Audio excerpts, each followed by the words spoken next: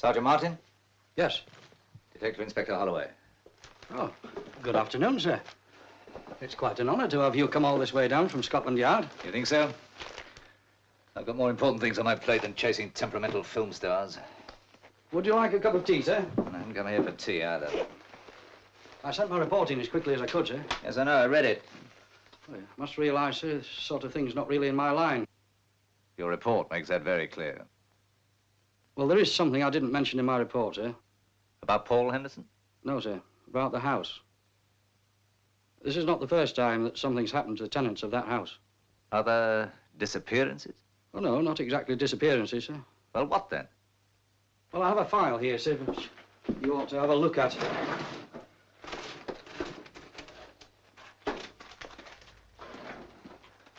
There's something that happened about 2 years ago, sir. The house was empty for some time, and then the estate agent had an inquiry from a young couple in London. Hillier, the name was. Charles and Alice Hillier.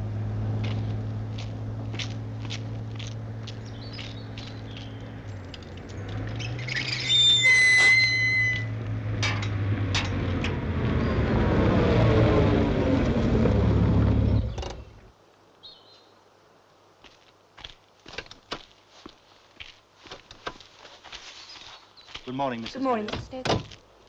Good morning. Morning. Glad you could make it. Thank you. Well, shall we go in? Why not?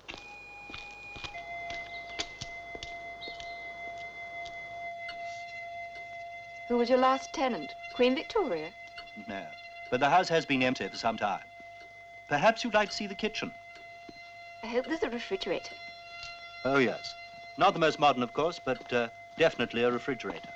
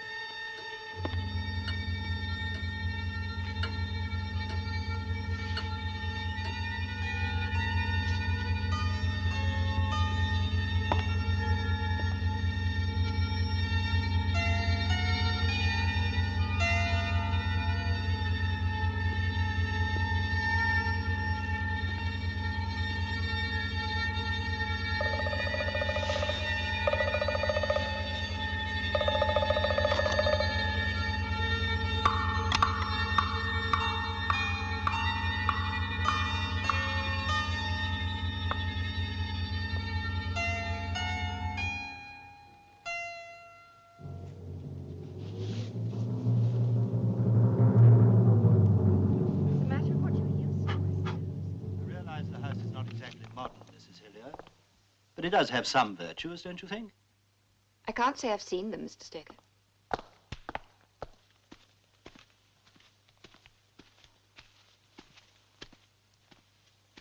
This collection's fantastic.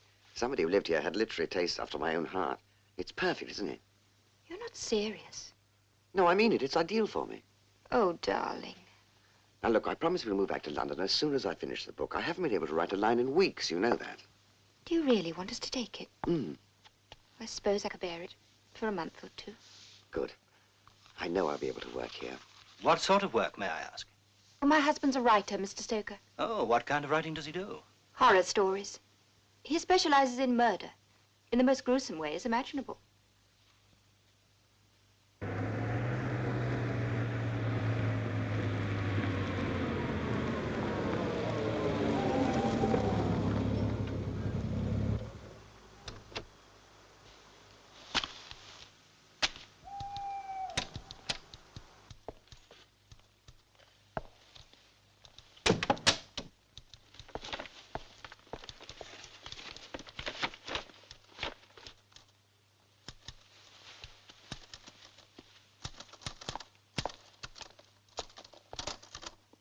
Hello, darling. You're back early. It's past 8. So it is. Must have worked right through. So I see. Can I read it? No. Let me show you. Show me. Here. They say one picture's better than 1,000 words. That's Dominic. He's the villain in my story. He's a strangler who's escaped from an asylum for the criminally insane. He roams the countryside at night searching for fresh victims, laughing maniacally as he kills them. Sometimes I wonder where you get your ideas. Looking through the window. That's where I first saw him this morning, just after you left. You saw him? Only in my mind's eye. From now on, Dominic's my partner in crime. He's going to make us a lot of money. Well, here's to Dominic.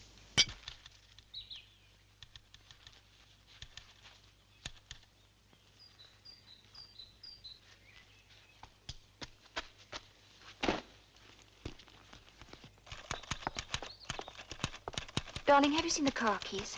Huh? Yes, there. Oh. How's it going? Splendidly. I'm almost halfway through. Oh, good. You can thank my strangler for that. Dominic. You know, he's really taking over. I've come to know his mind. Almost the way he feels. That's what makes him so very real.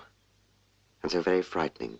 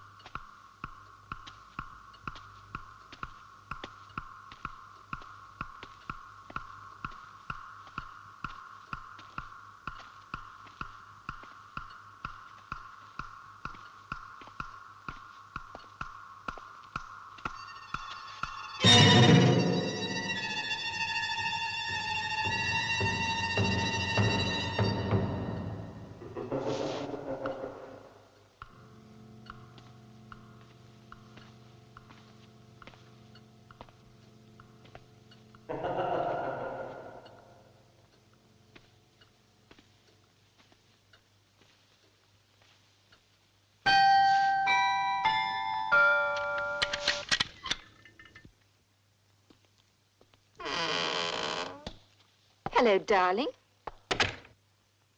Oh. What's wrong? I didn't know I didn't know it was you. Who else did you think it was? You silly. Oh, I'm exhausted. I'll make some coffee. Do you want some?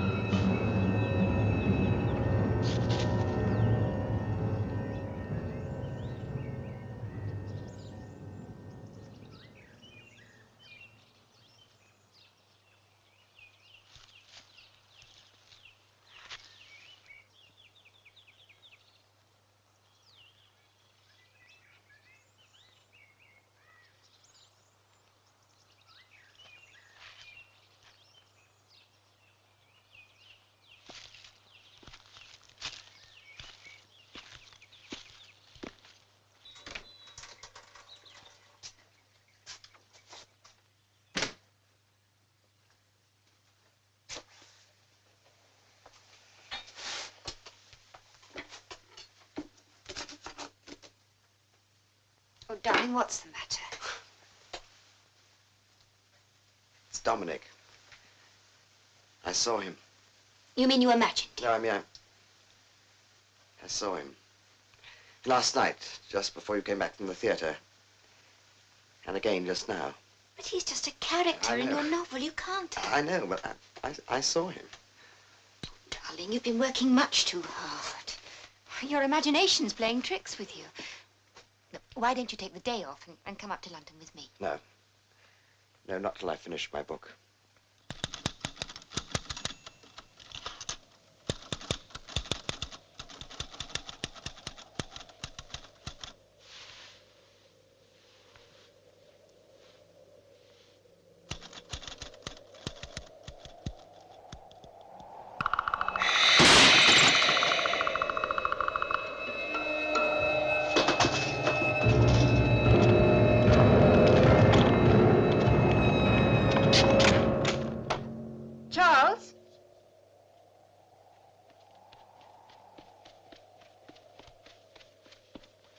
What is it? It's Dominic. He's in there. Oh, Charles. No, please, please.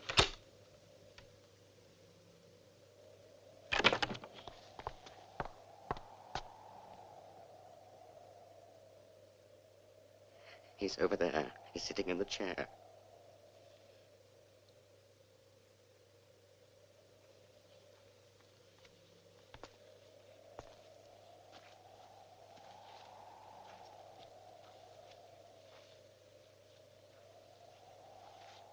There's nobody here.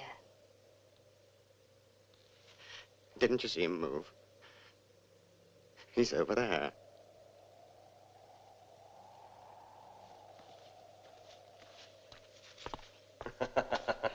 Didn't you hear that? He laughed. Oh, darling, please.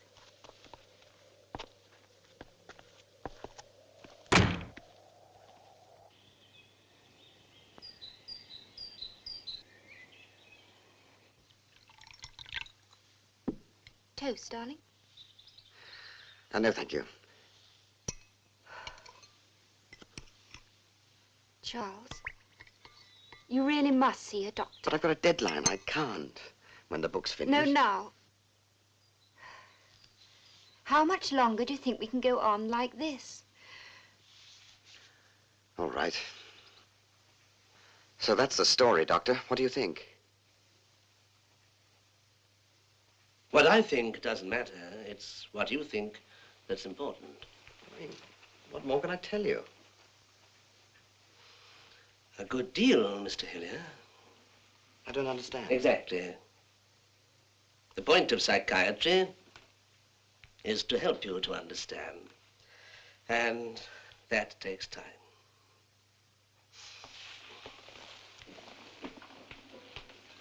I should like to see you regularly. At least once a week. Perhaps you'd have a word with my receptionist and make an appointment. You do think that you can help me? I'll try.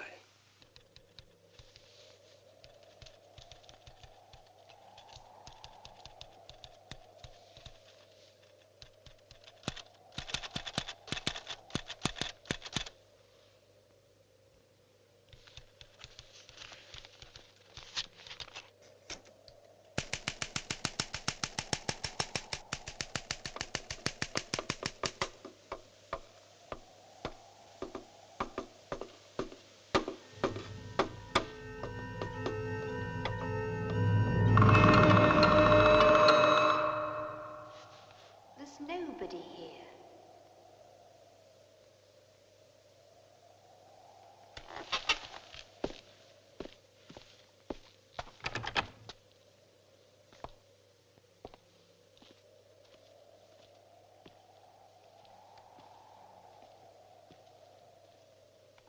How's it going? It isn't.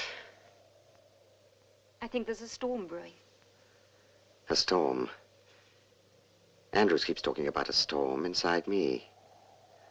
Everything comes from the inside, apparently. A projection of my own imagination. Do you know what he actually told me at our last session? He said that when an author creates a character, it's like an actor playing a role. And sometimes the role takes over. I shan't do any more work tonight. You just relax, darling. I'll make you a nice hot drink.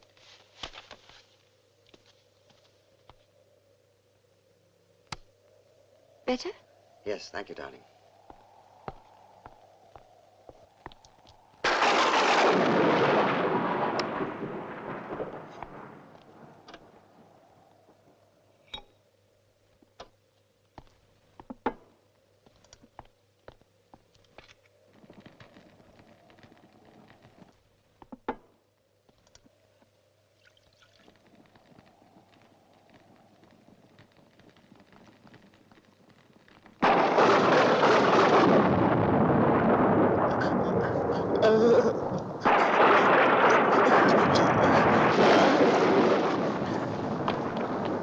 Don't touch me! Keep away from me! But I saw him, it was Dominic. It wasn't Dominic.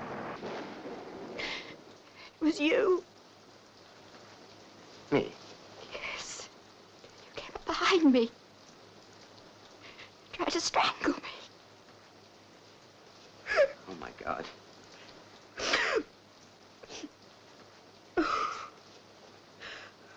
Oh, Charles.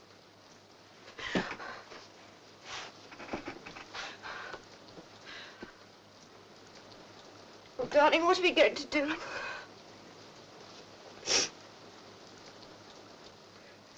I'm going to call Dr. Andrews. He must see you tonight.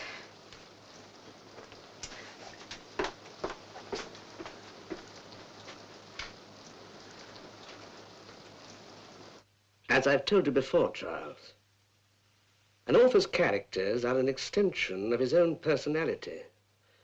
Sometimes, a part of it that he normally tries to conceal from himself. Please, try to relax. Close your eyes. Listen to me. You think of yourself as a kind and decent man. You love your wife, but you also have hostility toward her.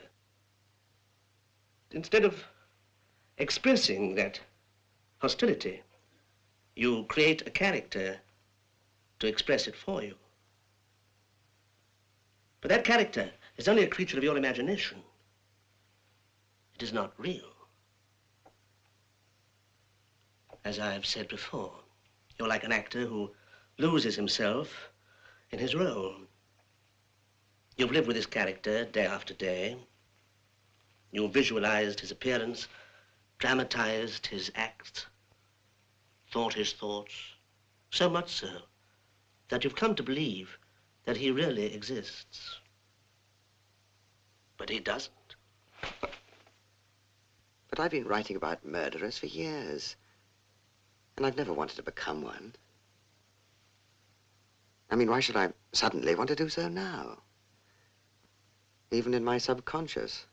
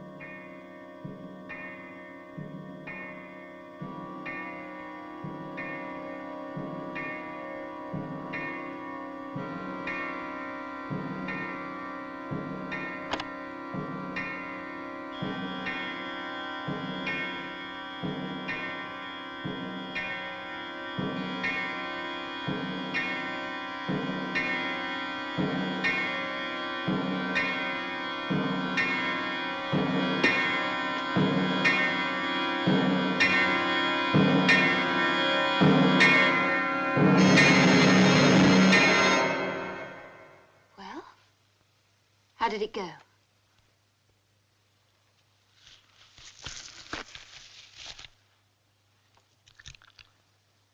Everything's taken care of. Darling, I knew the plan would work. Now we can go away together. They said that I wasn't a very good actor. We don't have to worry about getting work. We'll have plenty of money now with all the royalties on Charles's books. That I wasn't believable in the parts that I played.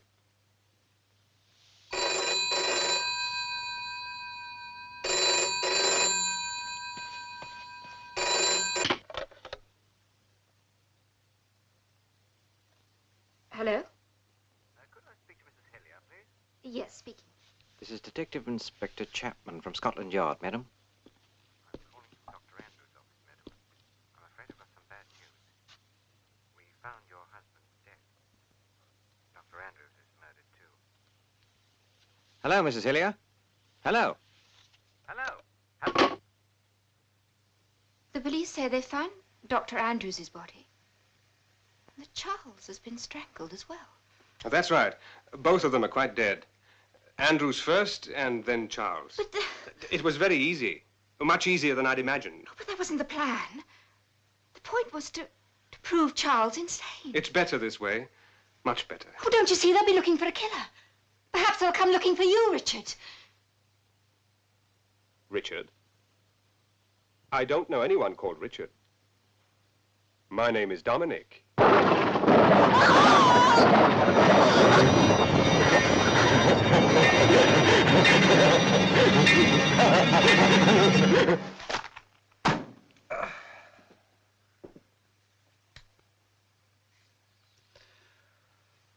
We found him standing over her body, laughing.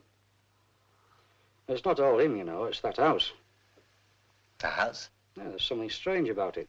Listen, Sergeant, I'm interested in facts, not fantasies. Very well, sir. Consider this. When that house was empty again, the estate agent rented it out to a new tenant, a retired stockbroker from the city, a Mr. Philip Grayson.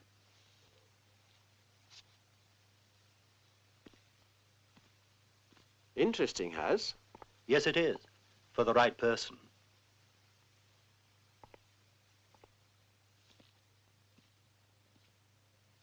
You're retired, aren't you? Yes. Businessman? Yes. Oh, I see. Wife? I beg your pardon? Are you married? No, I've never been married. Oh, I'm sorry. I didn't mean to pry. I was just thinking you might get rather bored living all alone in this house. I'm used to being alone. As a matter of fact, I'm looking forward to living here and doing some of the things I had little time to do when I was working. Gardening, reading, listening to music. Oh, no. I shan't be bored.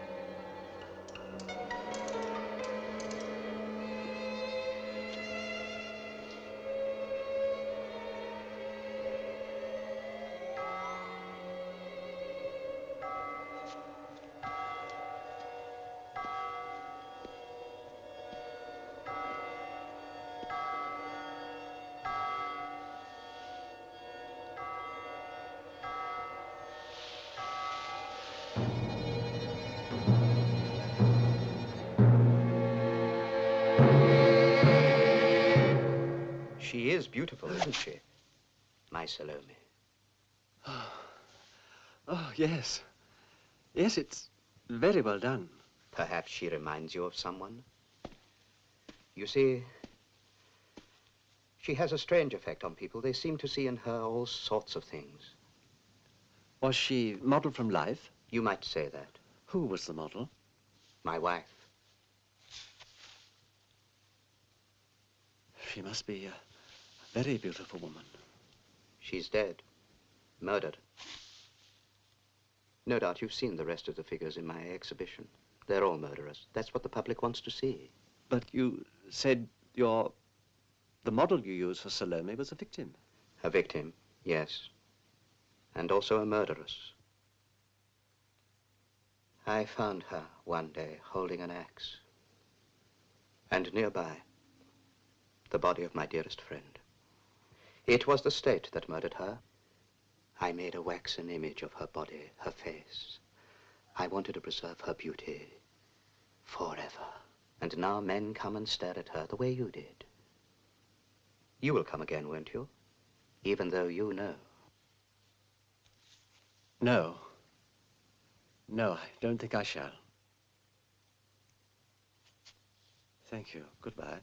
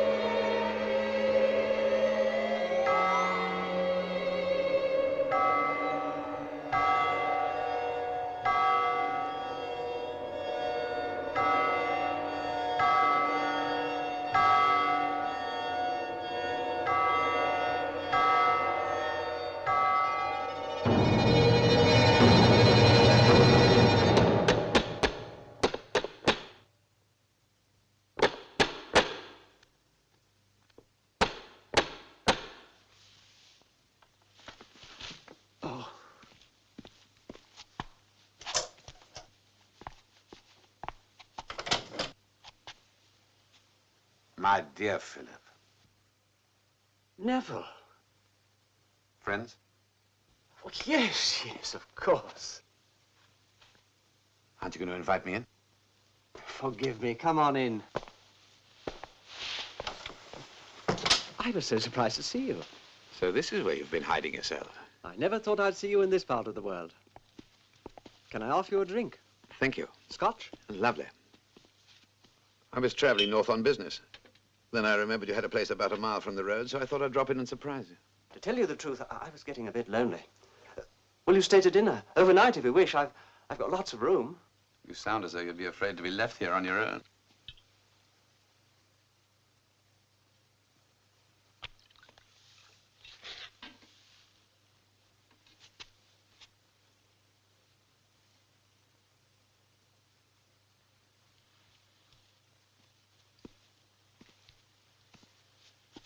That's past now.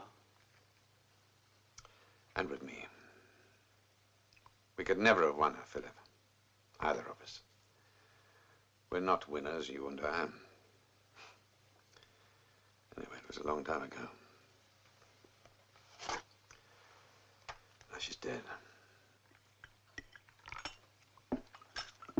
How do you manage to occupy yourself here all day? Oh, there's plenty to do. I read, listen to music, do the garden. I walk into town occasionally, when the weather's nice. Well, it reminds me, I was popping myself, get some tobacco before I leave. Can I give you a lift in? Well, I wasn't going in, but, oh, why not? Rather a good antique shop here. I used to collect those when I was a kid. Did you? Would you like that swan as a souvenir of your visit? I wouldn't know what to do with it, unless you filled it with apple strudel.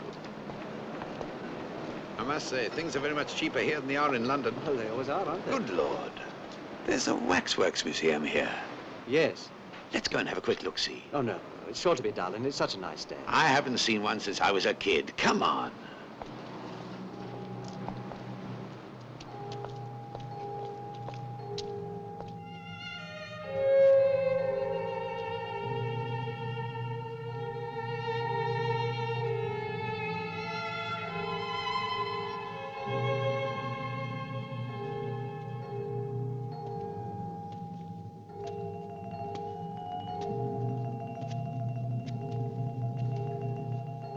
You're quite right. It is rather dull. Let's go. Wait a minute, what's through here?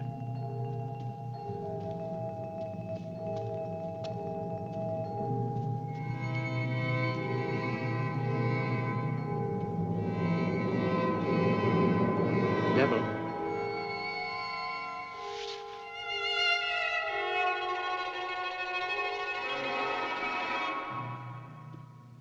It's stuffy in here. Let's go. She's beautiful.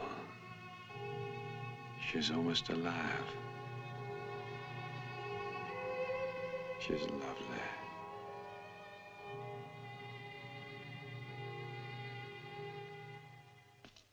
Goodbye, Philip. Thanks for being such a marvelous host. Not at all. It was my pleasure. I'm only sorry you can't stay. No, I'd better fly back. I'm late now. Sure I can't give you a lift into town? No, thanks. I'm not going in today. I'll be off then. Bye. Cheerio. Take care of yourself. Thanks for everything. Ciao.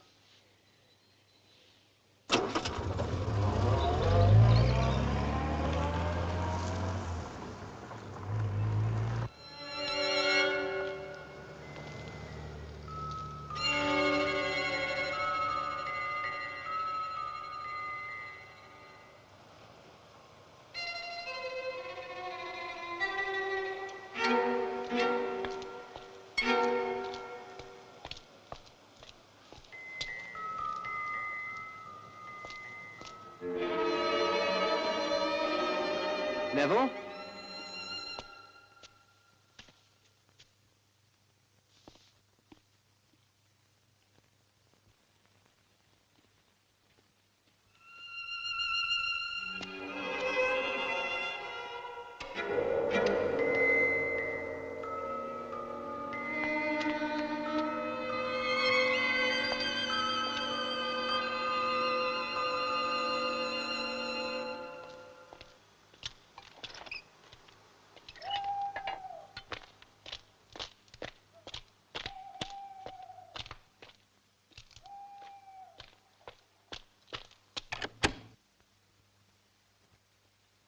I help myself. Neville, I saw you at that museum. I know. I came back to apologize. I don't know why I went there. I do. It was the face of Salome, wasn't it? Yes. It was uncanny. It was almost as though... As though she was standing there? Yes. That's exactly what I felt. That's why I tried to persuade you not to go into that museum. There's something evil about that place. Yes, there is. And I don't think either of us should go there again, ever. No. Well, Would you like to stay here tonight? And I should have left before now as it is. Oh, Philip, I'm sorry. It was silly of me. Take care of yourself. You take care on the road. I always do.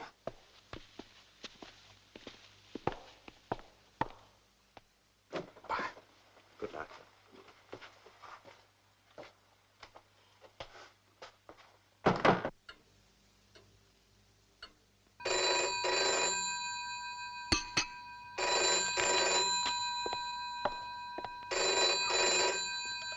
Hello? Hello, Philip. This is Neville. Well, hello, Neville. Anything wrong? I'm still at the village. I'm staying at the hotel. The Queen's Head? I know it sounds absurd, Philip, but I can't leave here. I've got to go back to that place. Don't go there. You stay where you are. I'll be right over.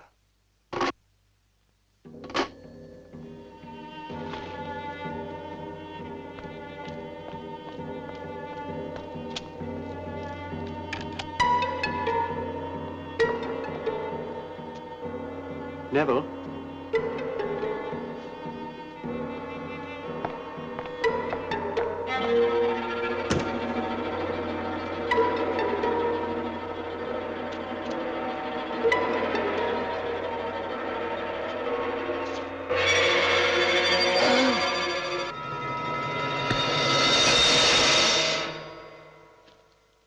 I told you that my wife was guillotined because she'd murdered my best friend. Well, it was I who killed him and made sure that she was found near him. Can you guess why? The authorities let me have her body, and I embalmed her in all her beauty so that she would be mine forever. But she drew men to her, even after her death. Others came and admired her, like your friend and you. But you shall never have her, none of you.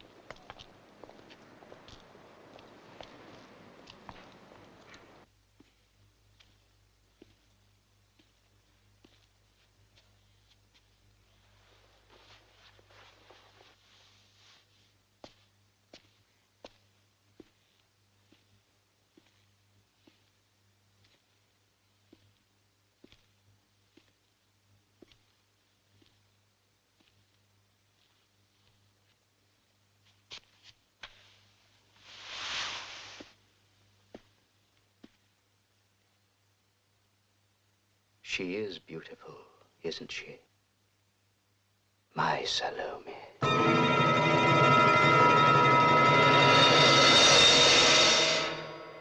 And Henderson moved in next. No, sir, there was somebody else before him. Another disaster? Oh, of a sort. Not like the others. Not like the others at all. It's that house. There's something about it. What? I don't know, sir. I see. Well,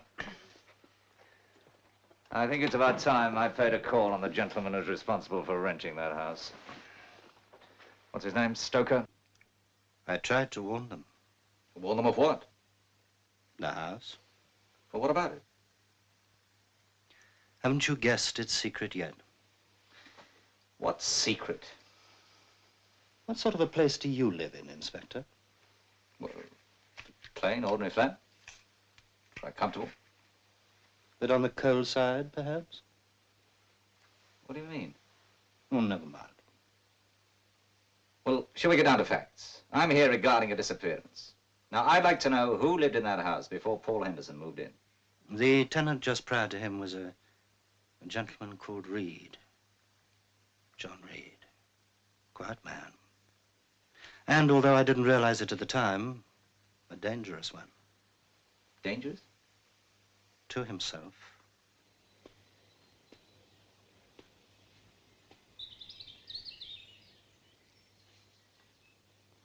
Jane?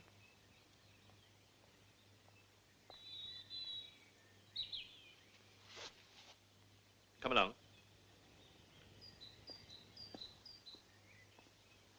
Well, Mr. Reed, you see I haven't exaggerated. You and your daughter would have no difficulties keeping it up. No, I suppose not. May I see the rest of it, please? Yes, of course. Let me show you the study. I think you're going to like this. Lots of room.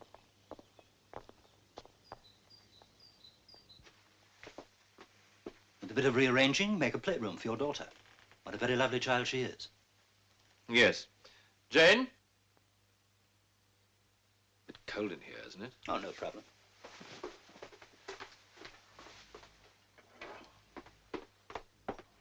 This would make a nice playroom. Yes.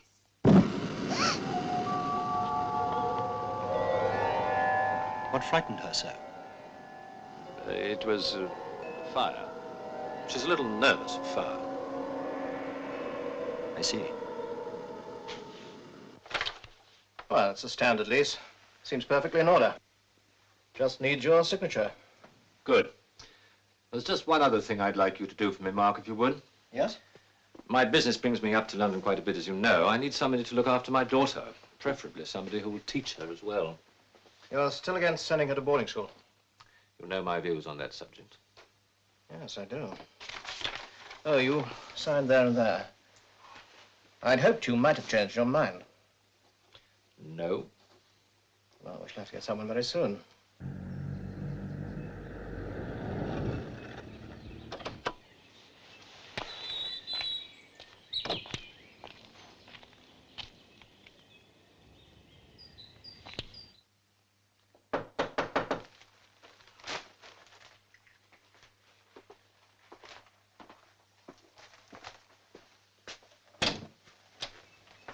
Mr. Reed, Yes. I'm Norton. Come in.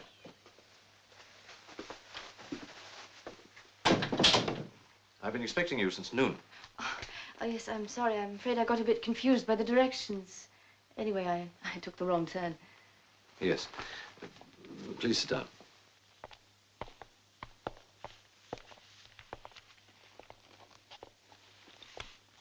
Now, Miss Norton. Mrs. Norton. I'm a widow. When you telephoned yesterday, you said that you'd been a school teacher. Before I was married. Do you still think that you are capable of handling the education of a child? In the classes I taught, I had more than 40 children. None of them was like Jane, Mrs. Norton. Why don't you want your daughter in school, Mr. Reed? Is she a problem child? I suggest you find that out for yourself. She's in the study. Please.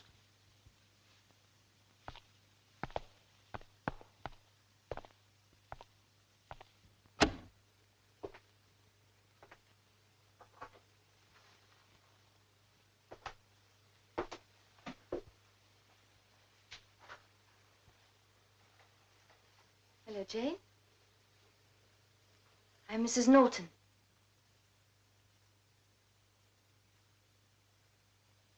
You mind if I sit down?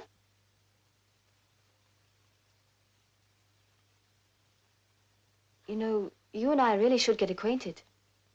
From now on, we'll be spending a lot of time together. I'm a teacher, Jane. Your father has asked me to come here and help you with your lessons.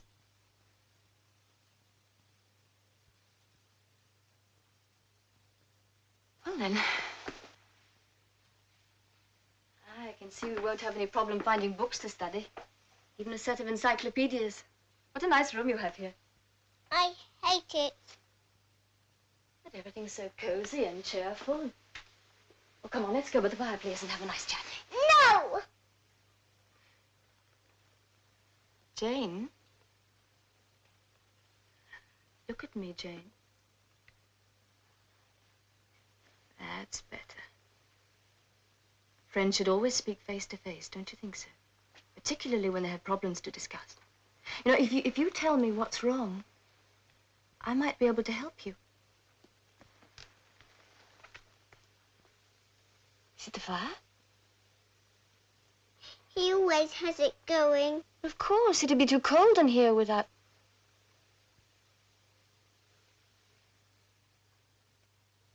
Jane, I'm going to ask you something. Like, you don't have to answer me if you don't want to, but I do hope you will. It's about fire. Have you ever been burned? Did it happen to somebody else, someone you knew and loved? I'm glad.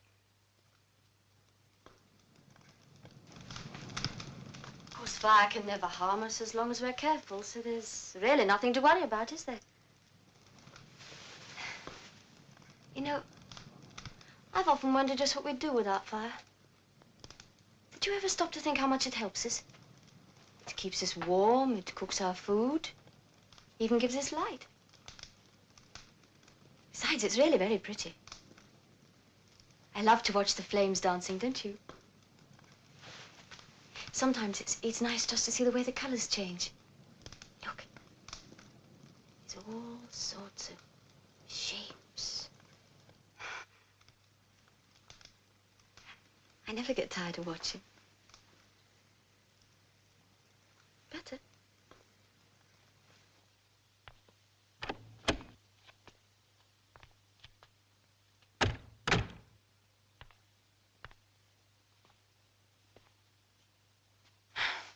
I'm afraid your daughter does have problems. You're not interested in taking the position, then? Oh, on the contrary, Mr. Reed. I'm going to stay.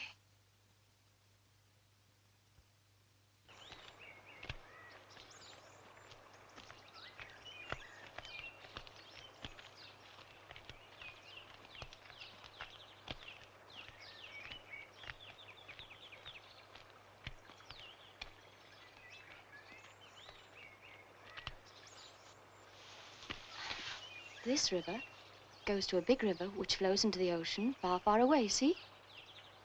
Perhaps we could go on a trip someday on a boat. Maybe even as far as the ocean. Would you like that? Hmm? All right, come on then. It's getting late. Let's go into tea, huh? Oh, I've had such a curious dream, said Alice. And she told her sister as well as she could remember them. All those strange adventures of hers that you have just been reading about. And when she had finished, her sister kissed her and said, "It was a curious dream, dear. Certainly, but now run into your tea. It is getting late." It is getting late. I think we've accomplished quite a bit today, don't you? I liked Alice in Wonderland. Did you? You read it very well. My father taught me. He said it would give me something to do when I was alone. Were you always alone, Jane? Have you never had other children to play with? My father doesn't like me to play with children. So all you've had are your toys? My father doesn't want me to play with toys either. Well, we're going to have to do something about that. Where are you going? To make us some lunch. You want to come and help? I'd rather just stay here now. And do what? Watch the fire. I'm not afraid of it anymore. Ever since you told me how you could see shapes in it, I can see things too. What sort of things? Pretty ones. Sometimes I can see my mother. A mother? Ridiculous. Her mother died when Jane was only a baby. She couldn't possibly remember her. But surely she must have seen photographs of your wife. I haven't any photographs, Mrs. Norton. They aren't necessary. Jane is all I need to remind me of her mother. She's the living image of her. She grows more and more like her every day. And your wife must have been a very beautiful woman. Very. Well, she's lonely, is Jane? Mrs. Norton. That's your daughter's real problem. Loneliness. There's a park in town with a playground. Now, I could take her over. No, that's on out of the Saturday. question. But surely contact with other youngsters would only help. Not yet. Please, I do have my reasons. I'd be glad to hear them. You shall, all in good time. Until then, I must ask you to be patient. All right. On one condition. Oh? I want to buy Jane some toys.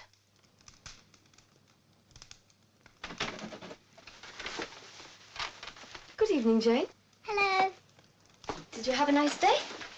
Yes, thank you. I hoped I might find you studying those lessons I left for you. They're all finished. Oh, good. Well, I've got some other things here for you to look at. Toys? I told you I was going shopping. Paint box, a jigsaw puzzle, and a word game. But first, I want you to see this.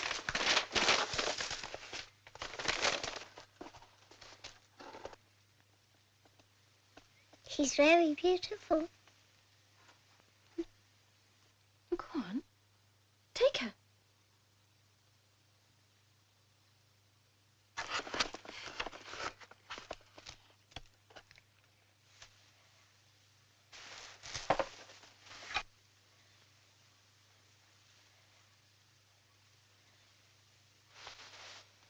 What should we call her? Give me that! Where did this come from? You gave me permission to buy some toys. Educational toys, Mrs. Norton. Not this.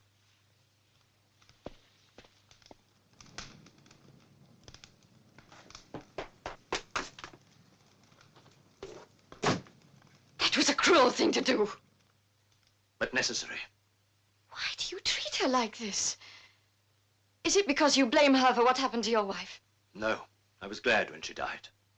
Glad? Yes, glad. Because by then I'd found out what she really was.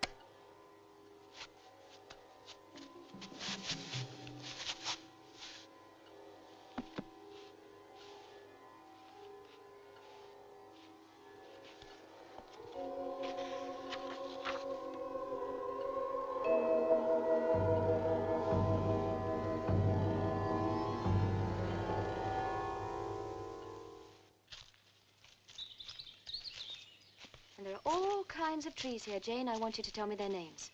What's that one? Silver birch. Good. Yes. And that one there? What's that? Oh, a green, a green oak. Quite right. And what about that one? Walnut. Very good. You do know your trees. That's very good indeed. Now, what about this one here? This dark green one. What's this? That's a yew tree. Quite right.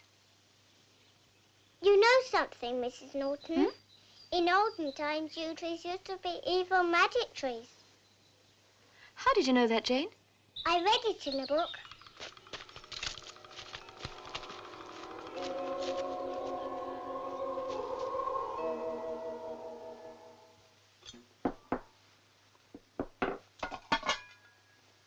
Jane!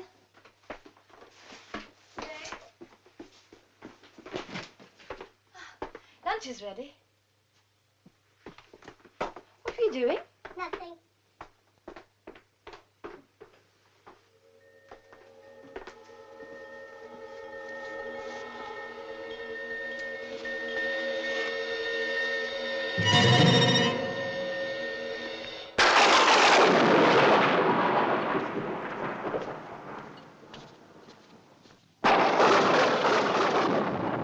Quite a storm, isn't there? Yes, there is.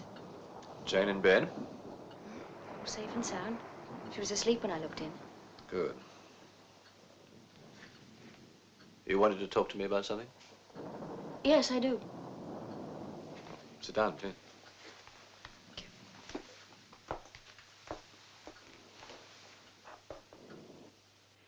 Mr. Reed, you bring your daughter to an isolated old house in the country.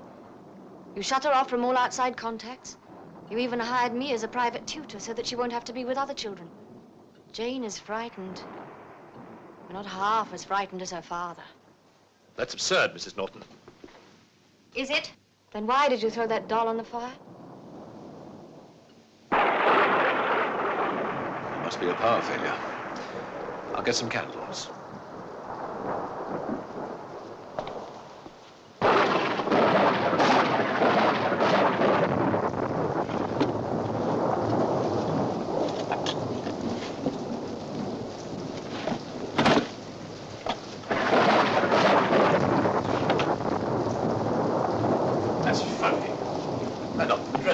Are you sure that's where you put them? Quite positive. What is it?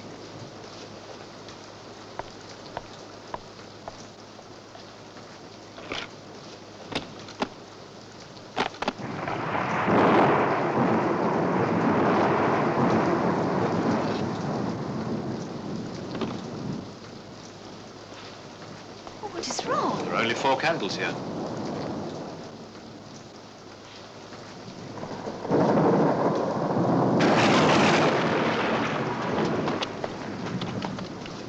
Only 4 candles here. Where are the others? What did you do with them? Where are they?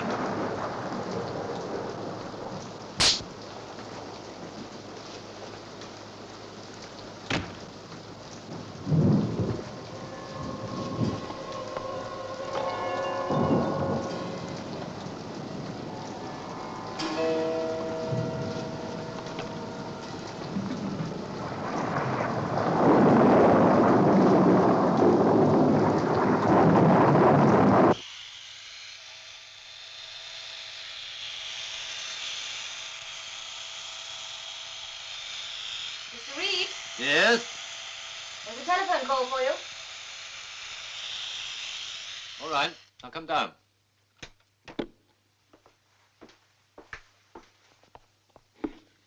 Hello? Yes? Good. So they're all ready to sign? Yes. All right, then. This afternoon? What time? 3. Yes, that'll be all right. Yes, I'll drive in. Fine. I may be a bit late. Traffic's probably going to be rather heavy, but I'll get there as, well, I'll get there as close to 3 as I can, all right? Goodbye.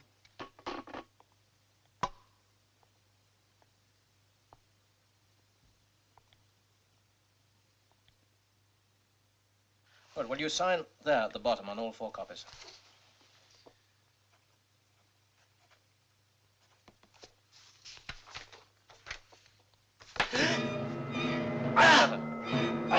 John, what is it?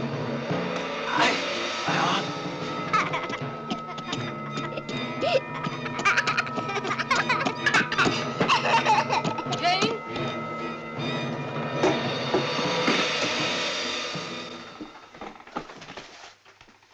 Oh, come on, dear. It's a lovely day. Let's go for a walk.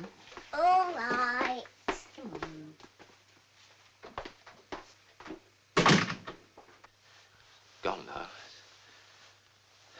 Sure. Can I get you a drink? No, no. Perfectly all right, thank you. I'm sorry.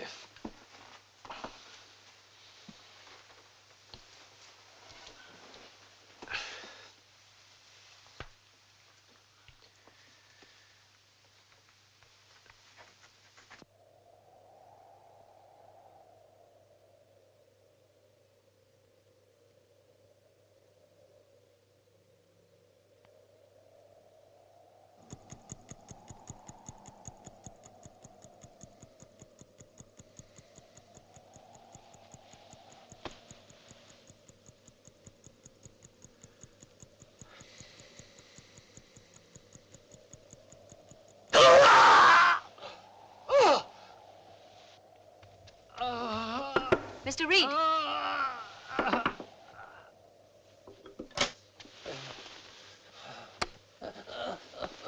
What is it? Chest. Chest. I'll get the doctor. No, no, no, no, no, no. Hello, Dr. Brady. Yes, look, can you come round at once? This is Mrs. Norton, Yew Tree House. Yes, I'm afraid it is very urgent, yes. Well, thank you so much. We'll be expecting you.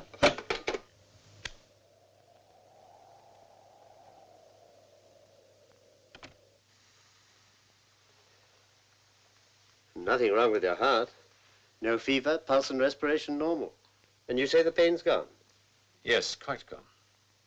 Well, I suggest you stop by my office tomorrow, and we'll take a few lab tests and x-rays. Probably just an old-fashioned case of indigestion. Well, I shall expect you in the morning. Good night. Good night, Doctor. Thank you, Doctor. Good night. Good night. Are you sure you're feeling better? Yes, I'll be all right now. Then I'll say good night. Anne, I know you haven't understood why I've been treating Jane the way I do. I didn't ever want to tell you, but now I know I've got to. It's because I'm afraid of her. Just as I was afraid of her mother before her. Afraid of a child? She's not just a child. She's evil. Those candles I was looking for, she made a wax image of me out of them. You must find it. You must search the house, but you must find that doll. You must find it before it's too late.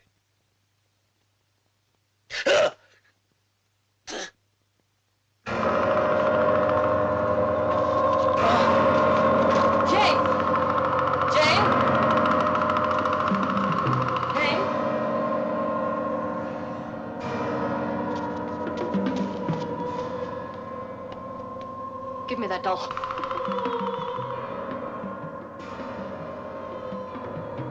Give it to me. Give it to me. Give me the doll, Jane. Look, I promise you nothing will happen. We'll go on just as before. Nothing will happen. Give me the doll, Jane. He said I couldn't have a real doll. This isn't real. It's only wax. Come on, darling. Give me the doll, please, please. Give me the doll. Jane. Jane!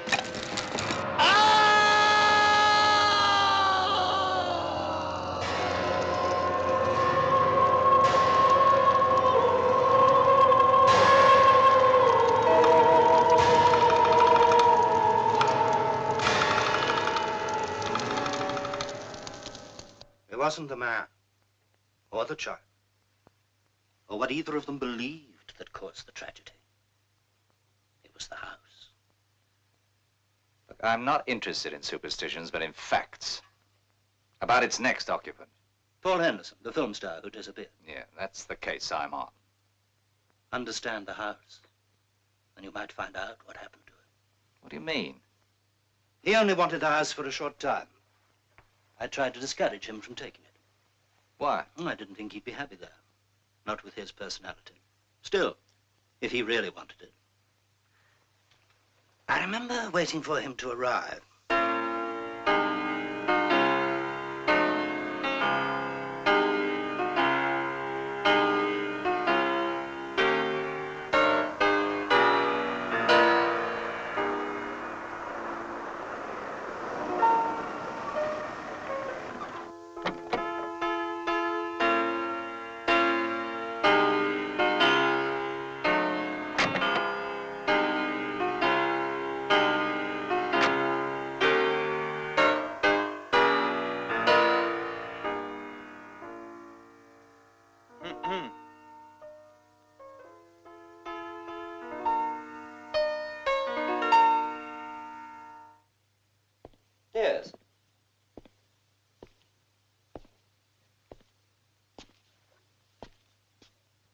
Yes, I like it. You see, I told you. This place is absolutely ideal for you. Yes. Well, it's just for a few months while we're shooting the picture. Of course, the main advantage is that it's less than an hour's drive from the studio. Does seem quite comfortable. Before you decide. I've already decided. But to take it. Oh. In that case, I feel it's only fair to warn you. Warn me? The former tenants. There were, tragedies. Are you trying to tell me that this house is haunted? Not exactly. What a pity. I would have liked a ghost. You see, it isn't that I just star in horror pictures. I'm an expert on the whole subject. Ghosts, vampires, werewolves, witches, demons. In fact, there's very little that I don't know on the subject of the supernatural, Mr. Stoker. Stoker? That's true. This is the third film Mr. Henderson and I will have made together, and I know him pretty well by now. At heart, he is pure Gothic. You know, Paul, sometimes I think you'd feel more at home in some medieval castle. Yes. Yes, that's right. A castle.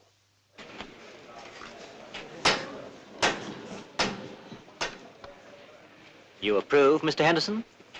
Yes. Oh, yes, Mr. Petheridge. I approve of this. But hardly of that. Call sheet for tomorrow, Mr. Henderson. Any similarity between this model and that set is purely coincidental. It's all we could afford on the budget. Paul, I'm so sorry. Everything all right, I hope? No. Everything is not all right. As long as you and your art director here insist on my acting in this rabbit hutch. What's wrong? Tell me, Mr. Talmadge, since leaving the depressing confines of television, how many films have you made? Well, actually, this is my second. But your first horror film. Well, let me tell you, Mr. Talmadge, I have made hundreds of them.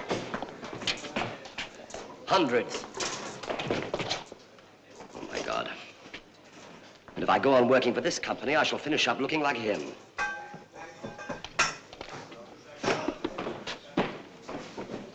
Look at the scenery. Look at it. Look. So flimsy you could blow peas through it. Please, Mr. Henderson, it's been freshly painted. That's what's wrong with your present-day horror films. There's no realism. Not like the old ones, no. The great ones. Frankenstein. Phantom of the Opera. Dracula. The one with Bela Lugosi, of course, not this new fella. They didn't have freshly painted scenery. Oh, well, I'm sure you'll like your vampire costume. Rita, would you please bring over the cloak for Mr. Henderson?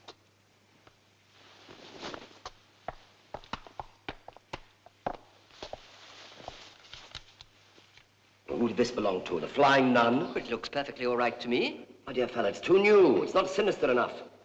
Look, I want a wardrobe that looks as though it had been lived in.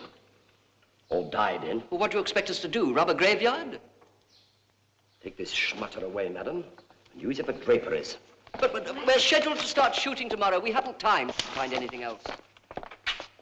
But it looks as though I shall have to find something for myself, doesn't it? Mr. Henderson! Wardrobe mistresses, ineffectual art directors, no-budget pictures. Curse of the bloodsuckers. Come. Your call sheet for tomorrow, Mr. Henderson. By the way, somebody left this card on my dressing room mirror. Any idea who it was? Not at all, Mr. Henderson. Right, thank you.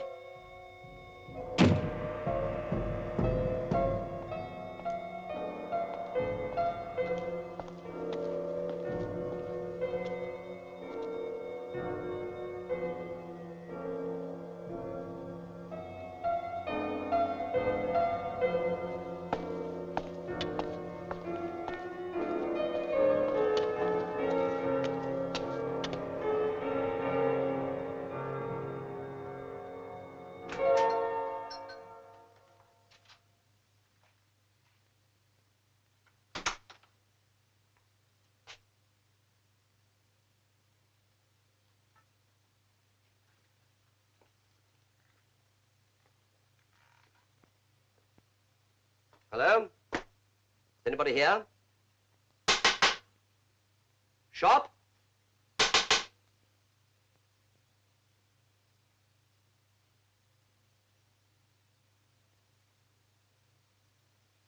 May I be of some assistance? You are... Yes. I am von Hartmann.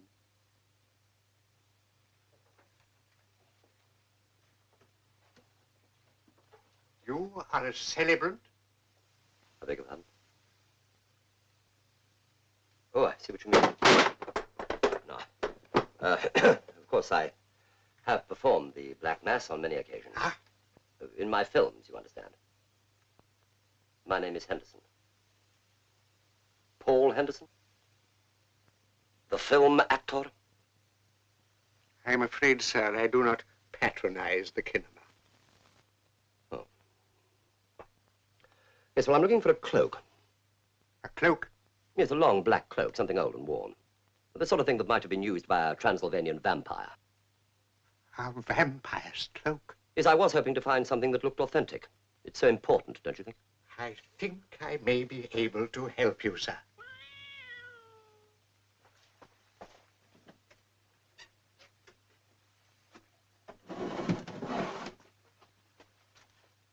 I think this may well be what you require, sir.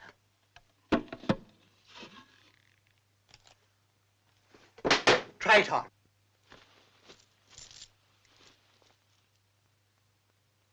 It's funny, I felt a sort of chill. Yes, it's been a long time down below. It's very cold up there. Yes. How much are you asking for it? Shall we say 13 shillings? It's an odd sum. 13 shillings a week. No, my dear sir. 13 shillings and it's yours. For life. Well, that seems very reasonable. 10, 11, 12, 13. I shall soon be closing this establishment. I only hope you put the cloak to its proper use. My dear Mr. von Hartmann, in my films, there is nothing improper. Shall I put it in a bag? Thank you, no. No, I'll take it over my arm. My car is just outside. Good day, sir, and thank you. Thank you. Now I shall be able to rest in peace. Come. Ready in 2 minutes, Mr. Henderson. Right, thank you.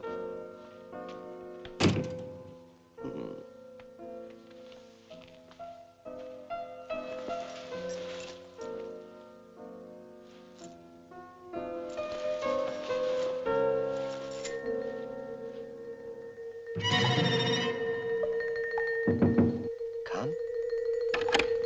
We're ready for you now, sir. Right, thank you.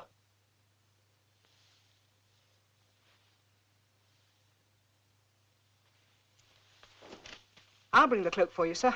Yes, thank you.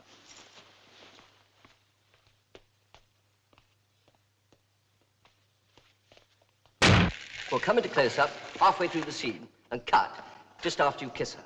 Then make up and put in your fangs for the next shot, and we'll come in from the other angle as you raise your head. Look, I have done this sort of thing before, you know. Yes, well, I think we'll try a take. Killer house light! Now, quiet, please, quiet! Turn over. Speed. Mark it. 27, take 1. Action. Must you really go? What?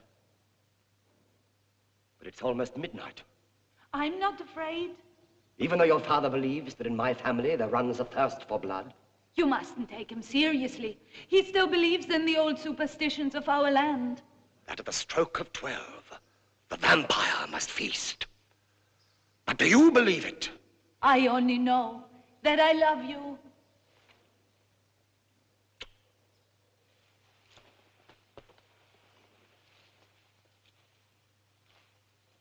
Goodbye, my dearest.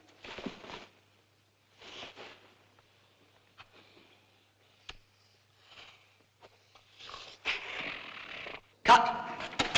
Okay? Okay. Thank Clips, son. Well, sounds Right. Paul! Paul! Oh! Oh! You beast! You bit me! Oh! Paul, that's a very splendid performance, but you really don't have to get quite so carried away.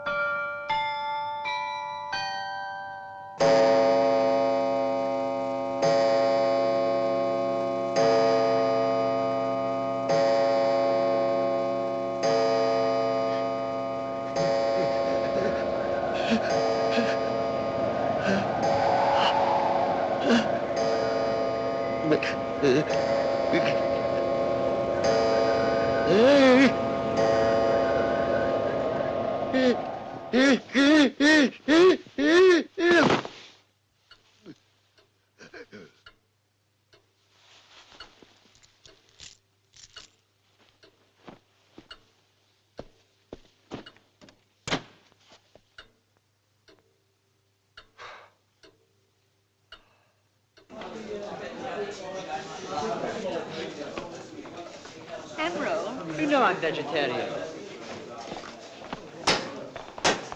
Morning, Mr. Henderson. Morning.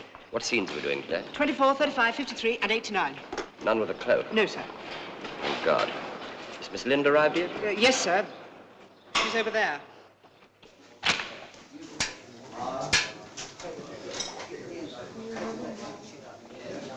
Carla, I really must apologize for what happened yesterday.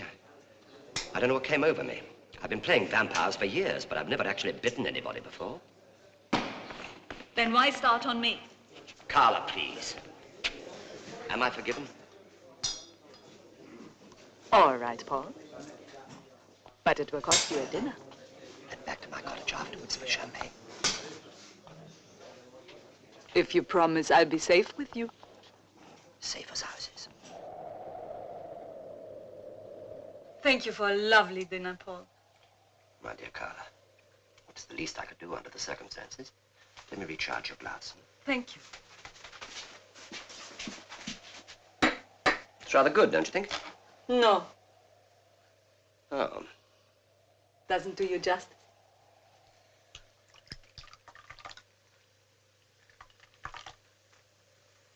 Good heavens. What is it? Listen to this. Fire destroys costumery shop. The salvage authorities investigating the cause of the fire are puzzled by the discovery of a coffin buried in the earth of the cellar beneath the shop containing the body of an elderly man. Although dead for years, the body was quite well preserved and death appeared to be from natural causes. It's von Hartmann. Who? The man from whom I bought my cloak. He said he was closing the place and was glad to find someone to give it to. Well, that someone was me. What are you talking about? I'll show you what I'm talking about.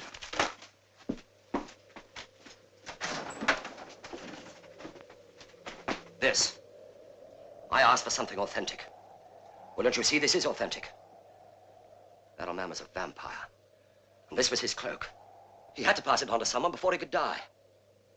He carries his spirit and transfers his bloodlust to whoever wears it. I know about these things. I've read all about them. That's why I bit you last night, and that's why I... Excuse me. What are you going to do? I'm going to burn it. Oh, surely you don't. Oh, look, it's only an old cloak. Every time I wear this, I'll turn into a vampire. Oh, nonsense. Put it on. Prove to yourself that... No. Look at the time. It's nearly midnight, the witching hour. There's no telling what might happen. Paul, I think you are afraid.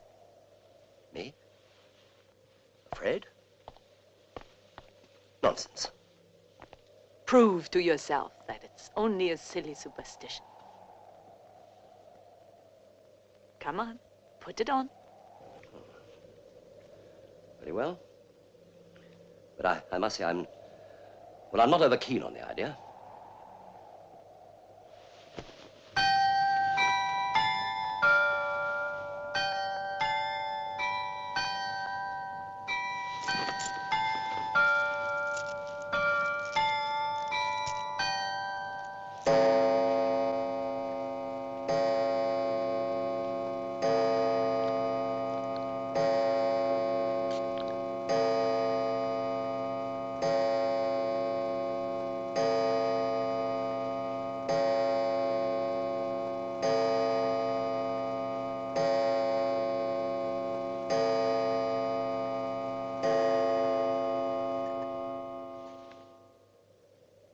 You see? Nothing happened. I can't understand it. Wait a minute. This isn't my cloak. No. This one is.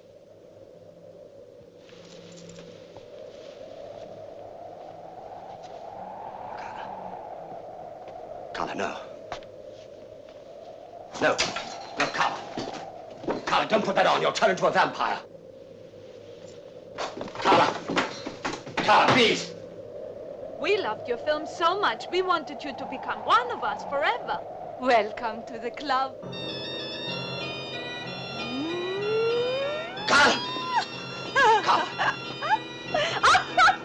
Don't be ridiculous. Carla, this is going too far. Carla! Carla! Carla! You must be joking. Now, what sort of a crazy story is that? Oh, I just thought it might amuse you. Look, I'd like to see the house. May I have the keys, please? If you wait until the morning, I'd be most happy to accompany you. No, I'd like to see the house tonight. One question, if I may.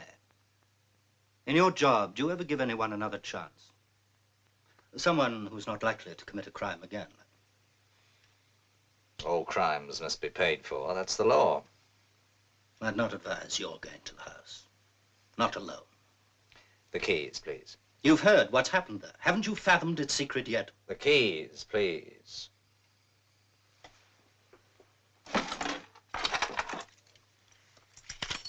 I still say you do better to wait until the morning. The electricity's cut off. I know what I'm doing.